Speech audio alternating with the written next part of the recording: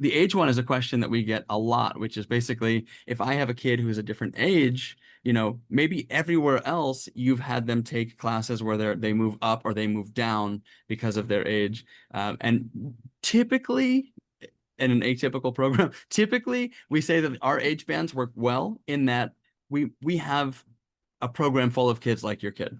Okay. Right. So the number one question that we get a lot is, if my kid's 8, but normally we put them in programs for 12-year-olds, can they do that here? And I would just say, try as best as possible to stick with age bands Okay. when possible. That being said, there are always asynchronies and exceptions. We can't have a rigid policy when we have a flexible program.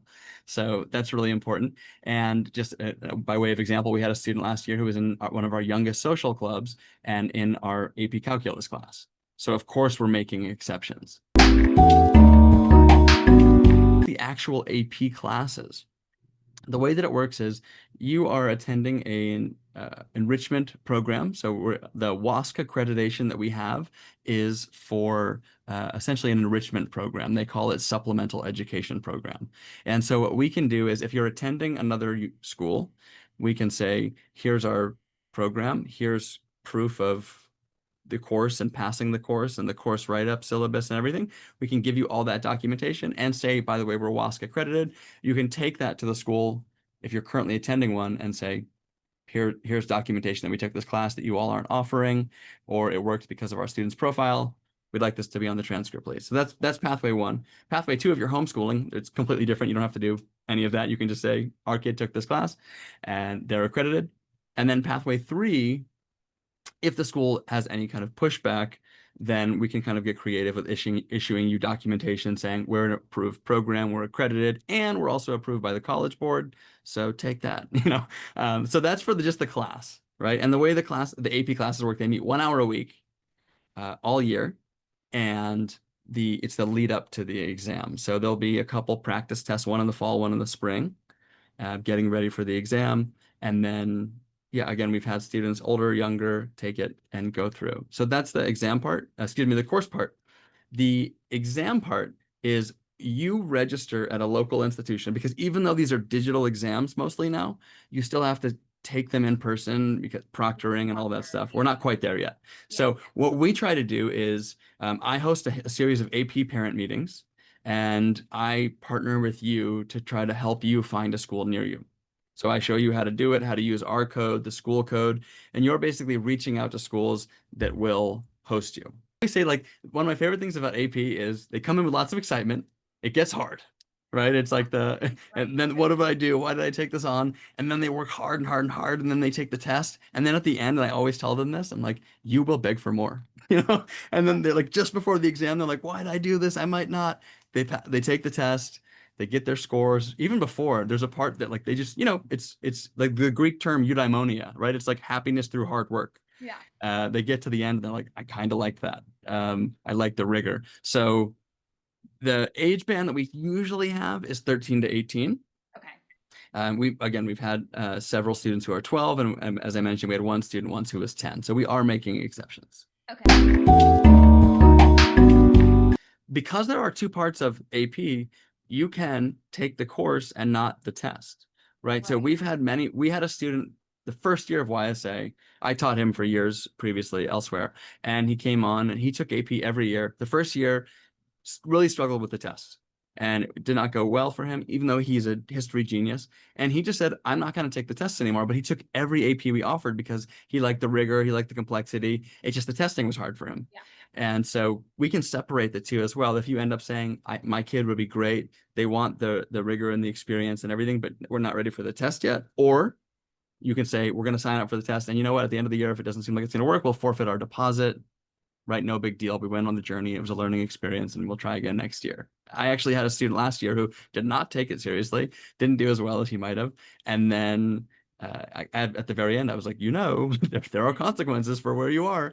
And he then just messaged me. He's like, I didn't study this year, but I just thought a lot about what we did last year. And I was more deliberate about the study strategies. And, he just got a 5 actually. So a year later. So even if you fail, you can come back again.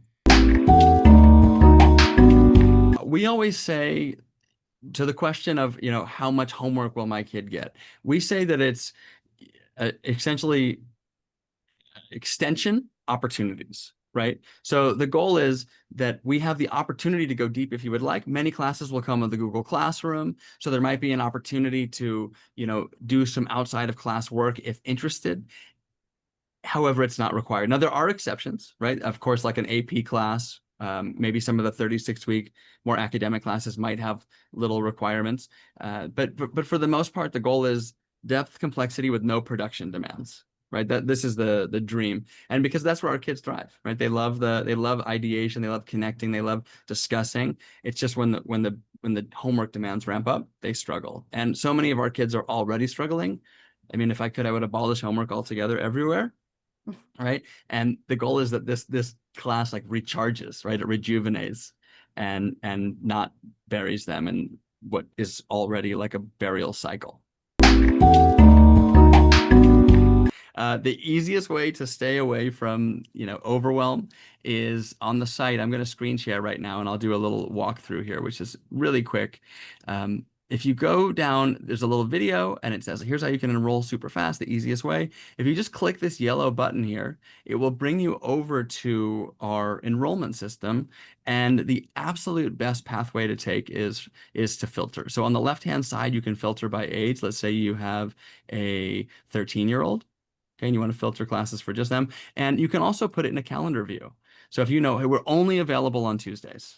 Okay, there's 21 classes available. So you can go through these individually, or you could pick topics on the left-hand side. You know what? We're really interested in all things esports.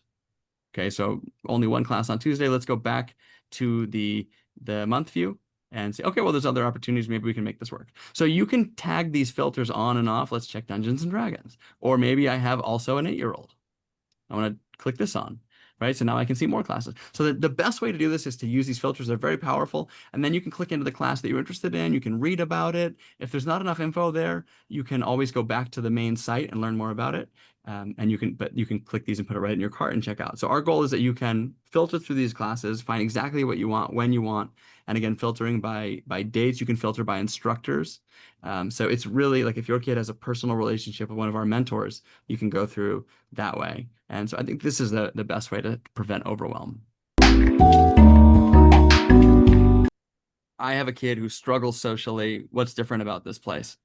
And we're a program full of people who struggle socially, right? That is I think, big differentiator is that these are classes of kids who have really strong interests and have maybe struggled to connect elsewhere.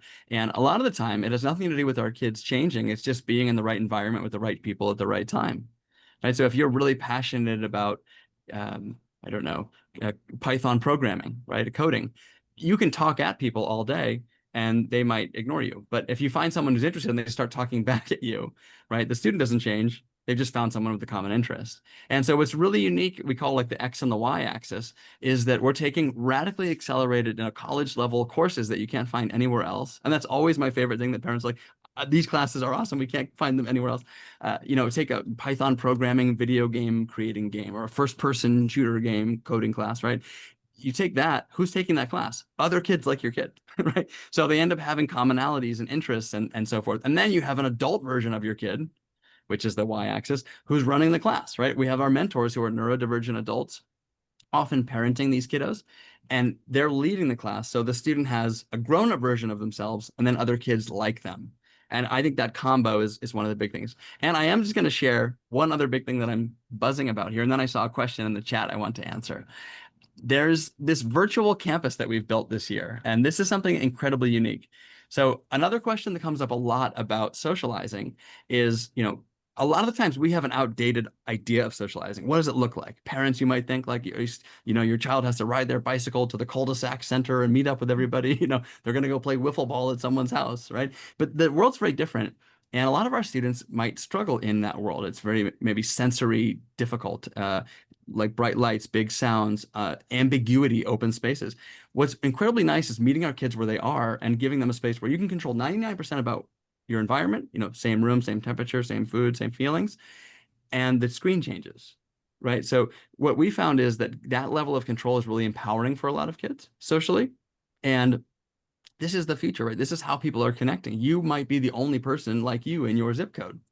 but it doesn't have to stop there, right? It used to be that you would just sort of settle. Now you can connect with anybody. We have people in 40 different states and 13 countries that are coming together. Kids in Switzerland taking class at 2 a.m., kids in Brazil, kids in Arkansas, right? Taking classes together and connecting together around their interests. And again, when you have socially, a lot of kids struggle, a lot of TUI and gifted kids struggle because they have these older brains and these younger bodies. And they're kind of bumping around and can't fit into either group. They can't hang out with older people because socially it's inappropriate and they're immature. They can't hang out with the younger people because they have older interests, right? So we've created a space in between those spaces for these spiky profiled kids. And when I say we've created a space, this is the thing that I'm super excited about. So let me show you that space that we have created. We have been working with a program to build a virtual campus, and we've done that. So our students are going to be able to connect in campus during the day. So you can walk around and you can go different places and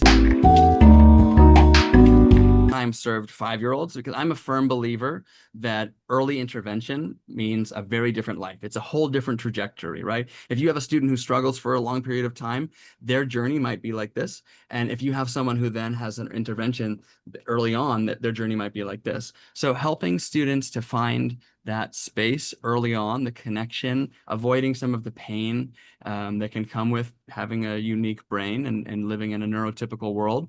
So yeah, I think it's super important. Going on the site, I'll just do a quick little demo here again. So if you're on the site, you go down to this yellow button that says it's under the little video and it says to enroll fast and easy. You'll click this link, and what we recommend is filtering by age. And we actually, this is great timing because we just added like 5 classes for this young age group. So let's say we have a 7-year-old, and then we want to go to the calendar view or the list view, whichever you prefer. I love calendars. So I'd go down here and I'd say, oh, wow, it looks like Monday's a really good day. So let's see if we can look through here and see what's available. And we have Wonders of the World and Dungeons and Dragons and Roblox and Rubik's Cubing and Minecraft and Mario paper crafting. So there are a bunch of opportunities. And again, even, the whole idea behind YSA was originally just 1 hour a day of strength-based learning and connecting with kids who are similar. Right. And I firmly believe that that is transformational, having that 1 hour. So if you do have a 5, 6, 7-year-old, please feel free to, find them that little space and dip their toes in, and you'll see the difference.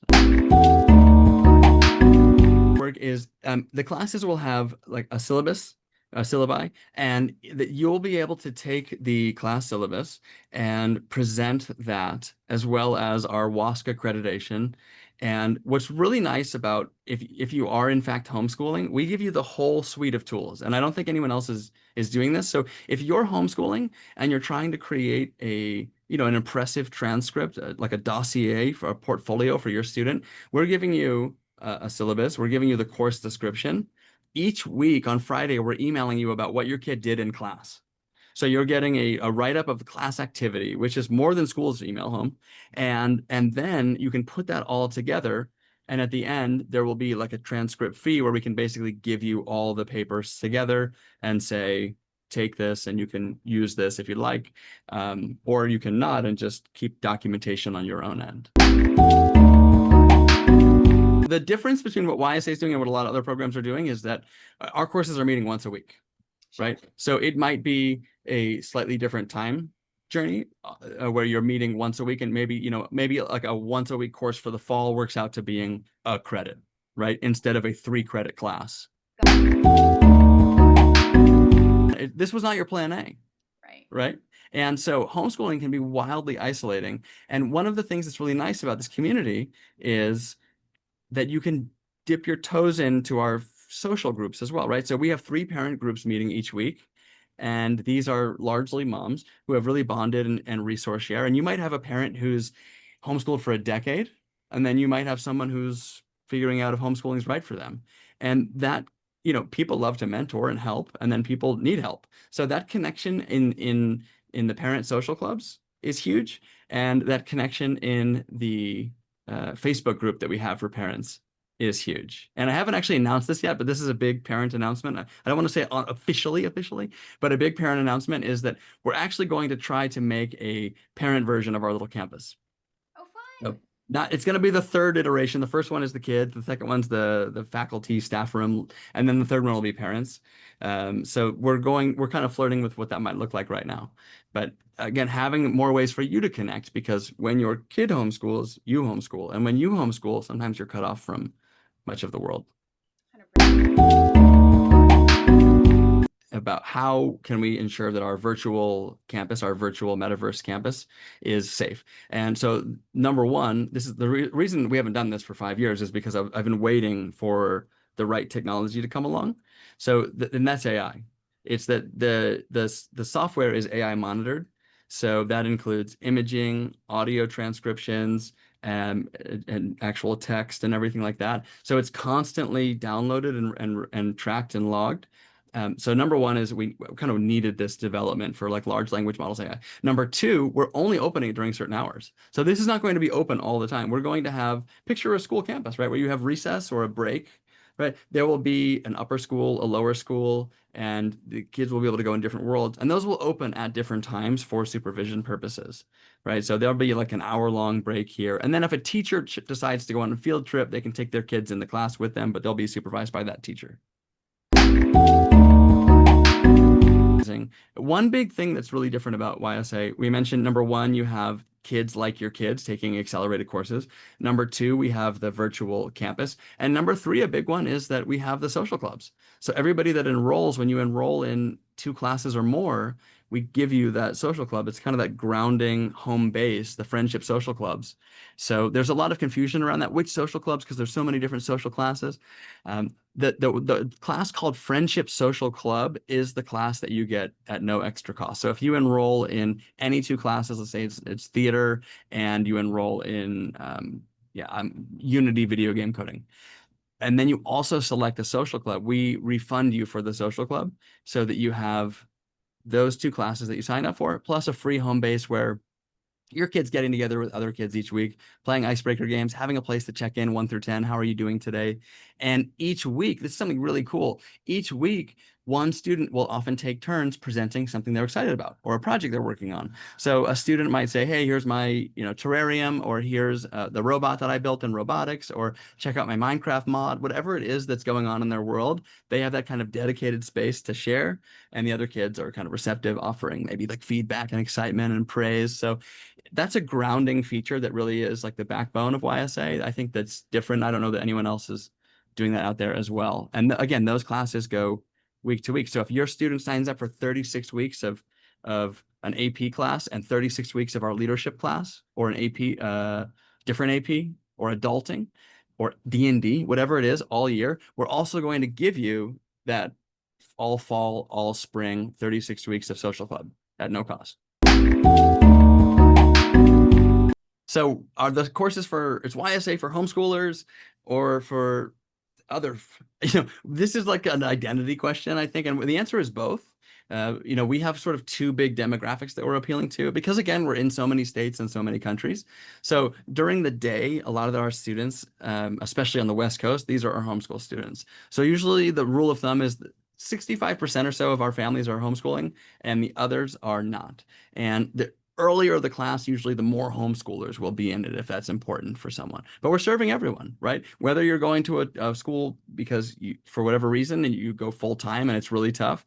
I mean, that's where that term, the YSA Glow, was first invented, was for a mom talking about her son. So he has to go to public school full time, but 1 hour a day he can take courses, and that's when he glows, and that helps him get through the next day. And so I think that, whether it's homeschoolers or students in maybe a virtual school or going to school in person, having that time to connect with kids and do really accelerated learning. Again, even if it's an hour a day, ideally it's 6 or 8, but even if it's just 1 hour a day, having that space to connect. So to answer the question, are we here for homeschoolers or other? We are for all. We're supporting both families. We have a great deal of families who have had a similar situation where there's just school refusal because of horrible experiences, where you have, a really rigid system where you have a super bright kid who could totally achieve in a class, but the class is underwhelming, and asking them to do the one thing they're bad at versus all the things that they're really good at. And it just squeezes the joy of learning. right Yeah. out of these kids, and it's tragic. And we have so many families, and this breaks my heart. Like so many families come to us in like this kind of crisis state of just this is where we are. You know, it's maybe mid-year, and the trains come off the tracks, and it's really tough. So the whole goal is making learning fun, right? It's Yes. doing the stuff that's fun, and to that end, you were asking about in the STEM world, how do we do that? One of the courses is definitely like Science Explorers. We have a Science Explorers class, which is a high level conceptual class. The kids can take it for up to 3 years with no content repeating. And, so these are going not in a particular sort of phylum or type of science, but it flows through. So there will be units on space and astronomy. There will be Mhm. units on, physics, starting up, in little particles and looking at, chemistry, and then going into, biology, and going around the world and so forth, then coming to Earth and looking at geology. So kind of high level stuff. And then Yeah. also in the STEM world, another one that comes to mind for like when I think of saving learning and love of learning is Math for Life is another great one, where it's Yes. really Big math. yeah, it's like fun, conceptual. I know the class last year was a lot of boys, so they did like the probability of why boys cost more to insure than girls as drivers and things like that, right? It's like the fun math, or what's the probability of Yeah. rolling a certain die in D&D or things like Yes. that. Um, and then, of course, there are the more kind of specific ones that might be, coding related, robotics related, let's say, or or really depending on the group. We also have kind of intersectional classes as well. Like some of these classes uh, really wed the two, which I think school focuses so much on like being disciplinary. So, for example, we have um, like a guns, germs, and steel class, which is looking at the history of mankind, right, and looking through a biological lens, looking at evolution and different viruses and flus and epidemics and all the things Hmm. based on the book Guns, Germs, and Steel. So again, these are the things I think that are really sort of like edgy that a kid would want to look Yeah. up like at the end of a school day, right? We're trying to Uh-huh. bring it into the forefront.